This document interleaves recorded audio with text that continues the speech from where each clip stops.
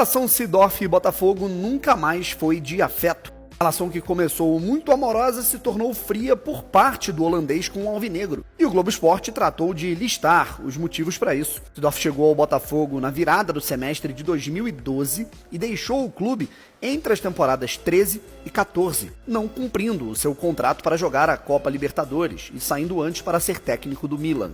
O que acontecia que incomodava Seedorf e fazia com que jogadores se sentissem incomodados com o holandês? Primeiro de tudo, dizia não gostar do hino. Ele reclamava pedindo para que o hino do Botafogo fosse modificado, dizendo não podes perder para ninguém. No hino, achava que o certo era ter uma menção à palavra vitória, ao verbo vencer. Voos fretados para viagens longas era uma exigência dele, mas o Botafogo à época não tinha dinheiro nenhum.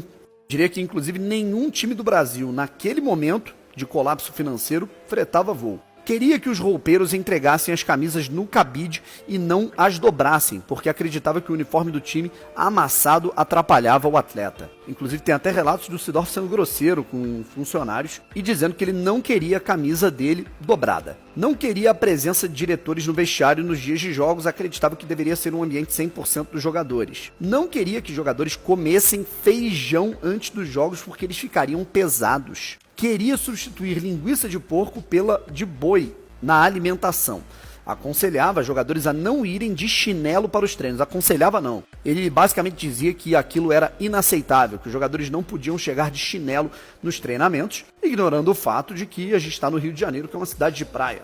Também pediu para o clube ter uma equipe multidisciplinar médica, com clínico geral, fisioterapeuta e médico especializado em medicina esportiva. Nesse último aqui, cá entre nós, ele tem razão. Isso desgastou demais a relação do Seedorf com dirigentes e também com os jogadores do Botafogo.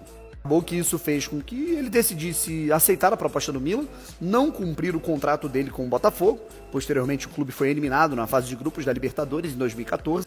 E de lá pra cá, o Seedorf ele nunca mais citou o Botafogo. Numa entrevista no Seleção Sport TV durante a Copa de 2018, ele menosprezou o Botafogo algumas vezes, dizendo que não acreditava que tais músicas tivessem sido inventadas pela torcida do Botafogo quando realmente foram. E toda vez que alguém vai perguntá-lo sobre o Botafogo e sua relação com o alvinegro, ele dá uma patada e é ignorante com colegas da imprensa. Entre nós, vamos ser francos, Seedorf jogou muita bola pelo Botafogo. Os números não mentem, nas participações a gols. De fato, aturar o Seedorf devia ser uma coisa realmente insuportável. E não é só porque as coisas estavam erradas no Botafogo. Todo mundo, jogadores brasileiros que jogaram com ele no Real Madrid, no Milan, em diversos outros clubes, falam que ele de fato era muito insuportável.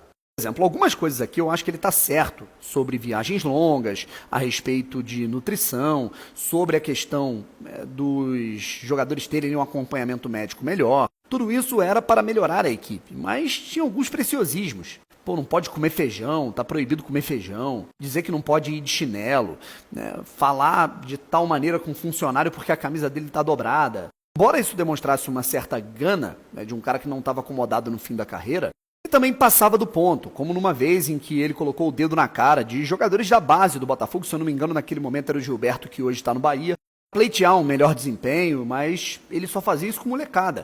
Um exemplo que também é importante, quando ele exigia que os jogadores chegassem no horário, não usassem chinelo, mas ele pediu uma semana a mais de férias na temporada de 2014, antes dele dizer que não ficaria mais no clube. Assim, com bola no pé também, convenhamos, agora falando como torcedor, Seedorf jogou muito bem pelo Botafogo. Mas nos momentos decisivos, ele desapareceu. Inclusive, foi um protagonista negativo, eu diria. Na final do Campeonato Carioca que o Botafogo conquistou contra o Fluminense, ele acabou desperdiçando um pênalti que quase colocou em xeque a conquista do título naquela noite. Contra o Cruzeiro, num jogo entre líder e vice-líder do Campeonato Brasileiro, ele empataria uma partida no segundo tempo, perdeu o pênalti, chutou para fora e o Cruzeiro venceu. E contra o Flamengo, no que foi para muitos o jogo mais importante da temporada na Copa do Brasil, ele desapareceu do jogo. Dorf tinha muitas e muitas razões para criticar o ambiente amador do Botafogo, e com o tempo a gente viu que ele tinha razão em vários aspectos. Mas a maneira com a qual ele se colocava e até tratava com menosprezo, com arrogância, algumas pessoas dentro do Botafogo, incluindo funcionários, incluindo comissão técnica, jogadores, companheiros, acabou criando certas rusgas. Repito, Seedorf é um jogador muito vitorioso. Eu sou um cara que, como torcedor do Botafogo, sou muito grato por ter visto o Seedorf jogar com a camisa do meu time, mas ele não é ídolo do clube, não chegou nem perto de ser. Inclusive, em momentos decisivos, acabou sendo um protagonista negativo. Em alguns momentos, essa gana para vencer acabou se tornando arrogância.